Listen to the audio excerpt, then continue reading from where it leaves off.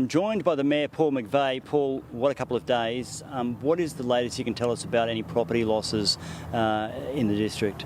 Yeah, the fire's been devastating, Max, and a huge number of people have had to evacuate. Just behind us here, one of the evacuation centres, we've got about 173 people have arrived here today, and we've spread them between parts of Tara here, and there's about 19 people in Chinchilla. So devastating, and that's a fact, but about 5 buildings have been destroyed so far, but by morning we think there's going to be a lot more. Yeah, it's hard for them to get in and make any assessments at this point, isn't it? Extremely hard, and obviously our Queensland Fire and Emergency Services, our rural fire brigades, we just cannot allow them to go into. They're fighting the fire at the fronts, but they're very hard to get back in and assess the damage.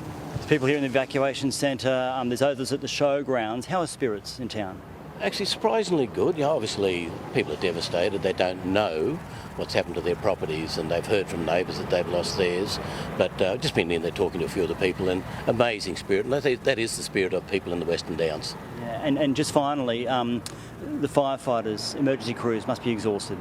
It is. It just seems to be continuous, and we are aware we've got a fire over in Toowoomba Regional Council, so we're being stretched with our capacity to fight the fire. And our community leaves these fireplaces, our firefighters, our police services, everyone, our rural services, they go in and fight the fire. So they do need a break, but we're not going to get a break from this for the next few days. Not for a few days, all right. Thanks very much for your time. Paul McVeigh, the Western Downs Mayor there.